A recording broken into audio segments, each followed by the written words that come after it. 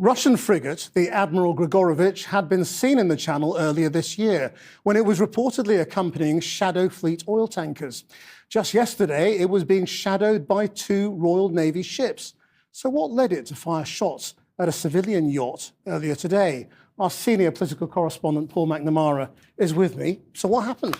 OK, so what we understand to have happened here is that a small UK yacht that didn't have a motor set off from the UK just before midday, about 20 miles south of the Isle of Wight, between the Isle of Wight and Normandy. In foggy conditions, it drifted towards the Russian frigate, the Admiral Grigorovich. The vessel sounded an audible warning, and then we understand a warning shot was fired. Crucially, there's no injuries, there's no damage to the yacht have been reported. And the distances that we're talking about here is that they were 500 metres apart, which on dry land sounds like quite a distance. In the water, that is no distance whatsoever. And look, the Admiral Grigorovich is a big, scary warship. This is a boat that took part in active combat in 2016, launching multiple raids on Syria, launching cruise missiles. A Ministry of Defence spokesperson has said, quote, "We are investigating reports of an incident in the Channel." That doesn't say an awful lot. In the last little while, we've actually had confirmation of all of this from the Russian Defence Ministry. They say they took preemptive shots against a yacht they had tried to be in contact with and was unresponsive. And crucially, they say the Russian warship acted in accordance with international navigation rules and took all measures to prevent this incident. Now, just 2 days ago, British forces seized a Russian Shadow Fleet ship. Can we assume the two things are linked? No, actually, and sources of the Ministry of Defence quite keen to say, no, these aren't linked, even though the Admiral Grigorovich has taken part in accompanying Shadow Fleet ships. But they say, no, these aren't related. However, the nervousness, the anxiety that has been floating around this afternoon since reported is completely linked to the geopolitical uncertainty and nervousness around all things Russia. What's unfolded today almost highlights everything that was unfolding last week. The Defence Secretary said when he resigned from Keir Starmer's government that we are not putting enough money into defence. We are not taking the threat from Russia seriously. NATO bosses have said we need to prepare for Russian aggression, not just in Ukraine, but invading a NATO nation within 3 years. John Healey said, you're not taking that seriously. Keir Starmer said, I am. Defence is still my #1 priority. A Russian warship firing off shots for whatever the reason in the Channel somewhat sharpens the focus of everyone in the nation and everyone in Keir Starmer's government. Is the agreement now final, or are you still... No, it's not final. It's a memorandum of understanding. And if I don't like it, we'll go back to shooting at them, dropping bombs on their head. When do you expect the word... If I don't like it, if they don't behave, we'll go right back to dropping bombs right smack in the middle of their head. Okay? Because they've misbehaved for 47 years. All right? Does it include... But nobody could have made this deal. I mean, the JCPOA done by Obama, he handed him $1.7 billion in cash, gave him hundreds of millions of dollars, gave him billions and billions of dollars, but he gave him $1.7 billion in cash, green cash from banks, into a Boeing 757 and flew it into Iran. And they stood at the plane. I have pictures of it, like, oh my God, look at this money he's giving us. He tried to bribe his way out. I didn't do that. Now, that is a lot of deflection, if you ask me, and it's a lot of just open threats from Trump there, directly saying that he will go back to dropping big bombs right on their foreheads, just adamantly, in an open threat that if they don't do exactly what he wants, it's going to go down. But ships are flowing through Hormuz. I'm not sure this peace deal is going to get signed, but those are the latest threats. But it's appropriate that we release the agreement. And we did send a copy to Israel, by the way. They've been a good partner. Again, I think they could do better with respect to Hezbollah. I'm not saying they shouldn't protect themselves. I'm saying when 2 drones are shot into the desert and drop harmlessly, you don't have to knock down buildings in Beirut. They could behave better. And frankly, they could do a better job. I love them as a partner. They were terrific. But they could do a much better job with Hezbollah. On that, I don't think they're doing well. And I feel very bad for Lebanon. Lebanon's been, it was a great culture. They had the professors, the doctors, the lawyers. It was an incredible culture, maybe the highest in the Middle East for years and years, centuries. And for the last 50, 60 years, they have been just trashed. They have been living in hell. So they'll work closely with us to turn over the so-called enriched material that's very deep in the bowels of the earth, very deep. Nobody can get it. So it's not important that we do it quickly, but we could do it fairly quickly. When we have a chance, we'll do it. But in the meantime, we have cameras on every inch of it. Nobody can do it. And if they do, we'll hit them with Patriots, that's all. And they'll be gone. And they know that. Technical discussions on the removal of all stockpiles of enriched materials will begin immediately. We're going to start that immediately. And unlike Barack Hussein Obama, who sent Iran pallets of cash and any relief they receive under this deal, they'll have to get based on merit. And it won't be from us. We don't have to give them anything. But some people may want to invest. Like, what are you going to do? Say you can never, ever invest in a country? I mean, it's pretty tough. I don't mind being tough, but it's pretty crazy. You can invest in a country. You can invest in any country you want, but you can't invest there. Well, they need investment because we did $1.5 trillion, maybe $2 trillion worth of damage. So somebody's going to have to help them out. There's no guarantee about helping them out. And could be their neighbors will help them out a little bit. I don't know. But it's a lot of money. Almost nobody has that kind of money. That's the kind of damage that was done. China has now spoken out on the growing tensions around Iran and the Strait of Hormuz. And Beijing's message is clear. The Strait of Hormuz is not just an issue between Iran and the United States. It is a global issue. Here's why. China confirmed that the agreement between Iran and the US included plans to reopen the Strait of Hormuz. And according to Beijing, restoring safe and free navigation through the strait as soon as possible is in the interest of everyone. Not just Iran, not just the United States, but all countries that depend on this key trade route. The Strait of Hormuz is one of the world's most important waterways. A huge share of global energy supplies passes through it every day, so any disruption can affect economies far beyond the Middle East. China also revealed that it is in contact with relevant countries and the international community regarding the situation. But there was another important message. Beijing confirmed that Chinese ships are currently operating in the Strait of Hormuz, and China says it will continue taking steps to protect the safety of its vessels and crew members. In other words, China has direct interests in the region and is closely watching developments. Meanwhile, China was also asked about the situation involving Lebanon and Israel. Beijing said it is deeply concerned. China stressed that Lebanon's sovereignty and security must be respected. It also called on all sides to avoid further escalation and work toward peaceful solutions.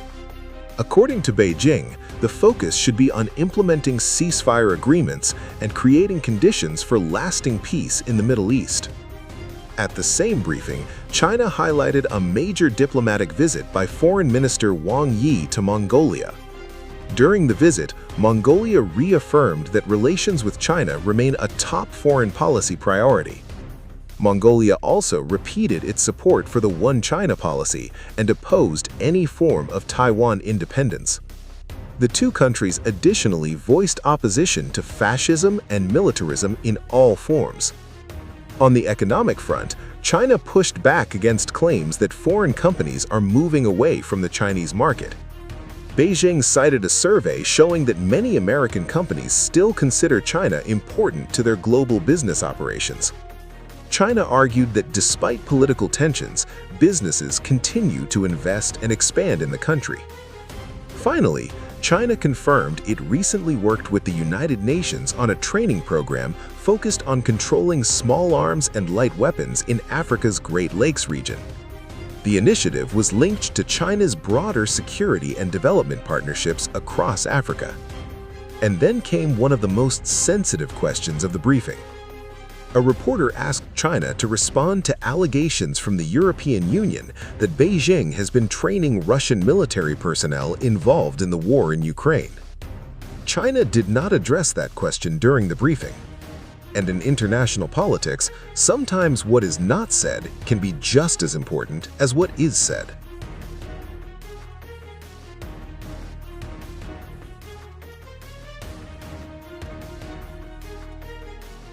The Ebola outbreak in the Democratic Republic of Congo continues to worsen, with health authorities reporting 808 confirmed cases and 192 deaths since the disease was declared in May. According to the latest official figures, 26 new infections and 11 additional deaths were recorded in a single day, pushing the fatality rate to nearly 24%. More than 360 patients are currently in isolation, while 48 people have recovered during the outbreak. The virus, identified as the Bundibugyo strain of Ebola, is affecting the eastern province of Ituri, northern Kivu, and South Kivu. Health officials continue efforts to contain the spread, but there are currently no licensed vaccines specifically approved for the Bundibugyo strain. Now to the wildfire emergency in Washington state. More than 2,000 homes threatened. Evacuations ordered. Alex Stone is in a fire zone in Spokane, Washington. Good morning, Alex. Good morning, Michael. Firefighters here know that they have lost homes overnight in these neighborhoods right here, but they don't know how many homes. They've actually got to go in and count later on today. It's been so active overnight that they haven't been able to actually go in and get a full accounting. Over 2,300 homes are in the path of the fire. Hotels are full of evacuees waiting for word on the fate of their homes. Numerous wildfires have exploded in strong wind around Washington. And about 2 hours south of here, take a look at this video. It's called the Tulkannon Fire, threatening numerous homes as well. The flames racing in wind overnight. This is all about the wind pushing these fires, flames raging in dry red flag warning conditions. Thousands of residents told they had to get out with little warning. Back here in Spokane, conditions are life-threatening as a fire has been burning buildings. The Upriver fire started on Tuesday, quickly growing to hundreds of acres. And across the West, it's been a week of fire as temperatures are rising. In California, firefighters making progress on wildfires as well. And Robin, today firefighters here are hoping that less wind. There's no wind right now. They don't expect any of it. The big winds that were going through here yesterday, they are now gone. They're hoping to use that to their advantage. Yeah, that is the hope, Alex. Thank you so much. So now we're back in Walmart, or at Walmart, and you could see it looks like tear gas has been deployed out now. So we're hoping our crews are staying safe. But we are working to get more information as I'm seeing it, as you are seeing it.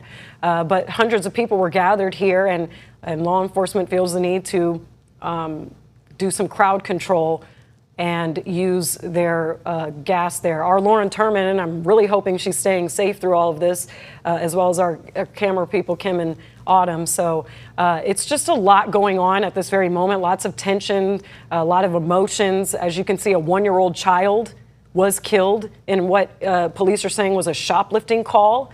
A lot of people wanting to know how a shoplifting call leads to a child dying and what the policies around that are. We weren't able to get a ton of, okay, Lauren is signaling now. Let's go ahead and hear from Lauren. Lauren, first, are you okay? And why, or, tell us leading up to why law enforcement deployed that gas there. So, Pepper, we are backing up because we're starting to ingest a little bit of that tear gas at this point. But if you take a look over there, and Kim's going to try his best whilst remaining safe to make sure he gives you. Officers are kicking some of those pellets around, trying to clear people out of this area. You can see some of the gentlemen over there having masks on. Obviously, a lot of people, as you heard, were crowded around this Walmart, as you said on Sunday. That is where the shooting happened. And many of people were trying to make sure they were advocating for the Senatobia community, for the greater Mississippi community, and particular, they tell me, for Black communities. Now, I apologize again. We're trying to back as far away as possible because the tear gas is slowly but surely moving in our direction. But you can see plenty of people are scattered around this Walmart trying to make sure they are remaining as safe as possible. People have been telling me all day today, excuse me, sir, people have been telling me all day today that they are trying as much as possible to keep one another safe. Excuse me. And they are trying to make sure that they are doing their job. Now, we are as quickly as possible moving away from all of this. You can hear my voice is getting harder and harder to talk about all of this.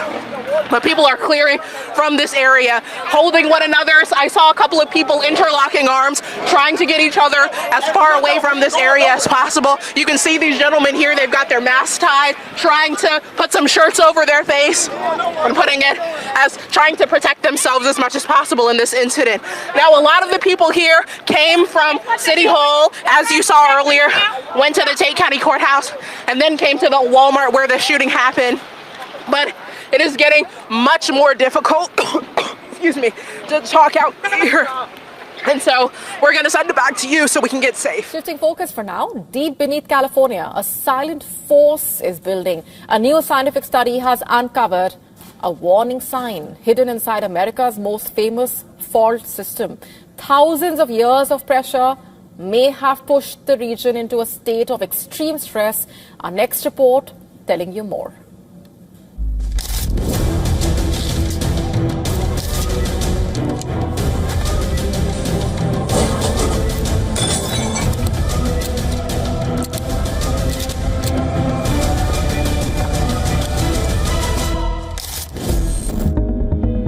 For decades, the San Andreas Fault has been one of the most feared geological features on Earth.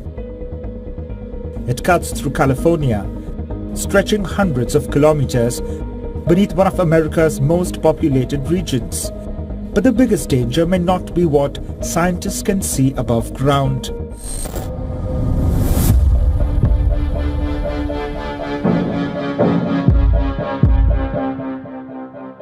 Deep underground, the Earth is constantly moving.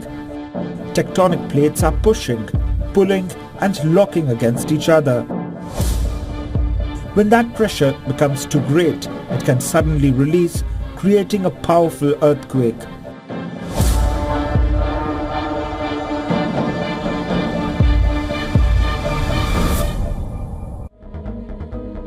Now, a new study has revealed something alarming.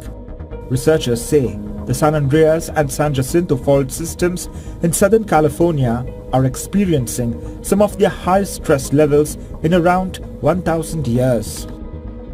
Scientists used geological evidence to understand how stress has built up over centuries. Their findings show that these fault zones have been accumulating pressure for a very long time. But there is one important warning. The study does not predict when the next major earthquake will happen. Scientists cannot say if it will strike tomorrow, next year, or decades from now. Instead, the research shows that the region is currently in a highly stressed state. The San Andreas Fault has a long history of powerful earthquakes. Its movement has shaped California's landscape and continues to influence how scientists study earthquake risks. The San Andreas Fault is the longest continental strike-slip fault in the western United States, and it extends from south of LA all the way up through San Francisco, two of the biggest urban areas, and that's why it gets so much interest. The concern is not only the size of a possible earthquake, but also the impact. Southern California is home to millions of people, major cities, highways, industries, and critical infrastructure. A large earthquake could create widespread disruption. That is why scientists say preparation remains the strongest defense. Earthquakes cannot be stopped. They cannot be precisely predicted. But understanding the pressure building underground helps communities prepare for what may come. The new research does not deliver a countdown to disaster. Instead, it reveals a hidden reality beneath California. A fault system carrying centuries of stress, waiting for the moment when the Earth decides to move.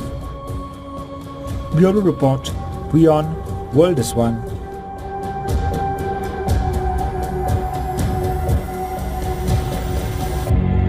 Carolina is losing its coastline one house at a time, and the Atlantic is winning. 31 oceanfront homes have already fallen into the sea since 2020. 16 of them collapsed in a single 6-week stretch. In Buxton alone, the shoreline retreated up to 141 feet in days, not decades. The National Park Service has hauled more than 500 truckloads of shattered houses off the beach. Lumber, insulation, and septic tanks now stretch for miles down the surf line. The water line is moving inland up to 20 feet every year, and it is not slowing down. But here is the detail that tells the real story. These houses did not wash away in some forgotten flood. They were built in the 1970s, standing hundreds of feet back from the water. They were bought and sold on the open market just months ago, and the people who own them are watching the high tide reach the pilings beneath their living rooms right now, with no fund to move them and no fund to tear them down before they go in. And here is what the headlines about the collapsed houses keep missing. The island itself is trying to leave. The outer banks are not solid ground. They are ribbons of sand, and ribbons of sand are supposed to move. For thousands of years, these barrier islands have been rolling slowly inland, sand washing over the ocean side, marshes spreading on the sound side, the whole strip migrating away from the rising sea. That is not the disaster.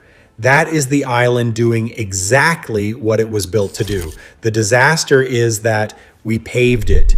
We anchored houses and roads and septic lines to a thing designed to travel, and then we acted surprised when it tried to leave without us. The island wants to retreat. The concrete will not let it. So instead of migrating, the shoreline simply dissolves, and every foot it loses, it takes a piece of someone's house with it. Now watch how fast it actually moves. The baseline erosion in Rodanthe runs about 15 feet a year. In Buxton, it reaches 20 feet a year. That is the slow grind, the part that happens every single year, whether anyone is watching or not. But the slow grind only sets the trap. The storm springs it. When Hurricanes Humberto and Imelda churned offshore in the fall of 2025, they never made landfall in North Carolina, and it did not matter. The swell alone tore 8 houses off the beach in Buxton. By October 28th, 5 more were gone in a single day. A coastline that normally loses 15 feet in a year lost over 100 feet in a weekend. The ocean does not negotiate, it just collects. Picture where this is happening. Push off the North Carolina mainland and out into the open Atlantic, and you reach a thin arc of sand bending 200 miles into the sea, the Outer Banks. Follow it south to Hatteras Island, to the villages of Rodanthe and Buxton in Dare County, inside the Cape Hatteras National Seashore. These are some of the narrowest, most exposed barrier islands in America. On one side, the calm of Pamlico Sound. On the other, the full weight of the Atlantic Ocean. And in between, in places, a strip of sand barely wider than a parking lot. The only thing standing between a family's living room and the open sea is a row of wooden pilings driven into ground that is washing out from under them. Here's the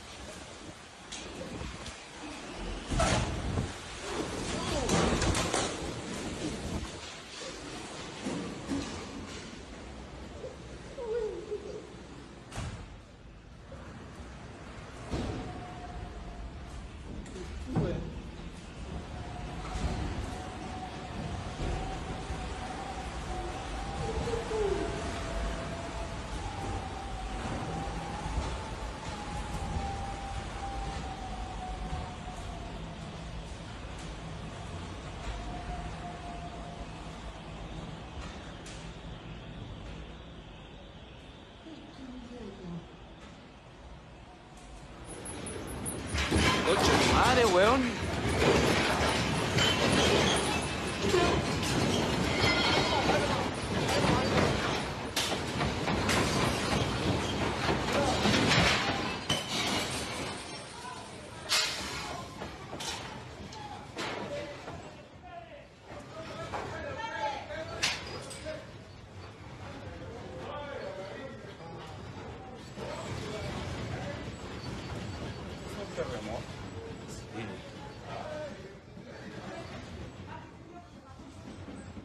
Conche tu madre, weón. Conche tu madre, la media cagada, weón. ¿No? Todavía está temblando. Hoy la media weá, weón. Terrible fuerte, weón.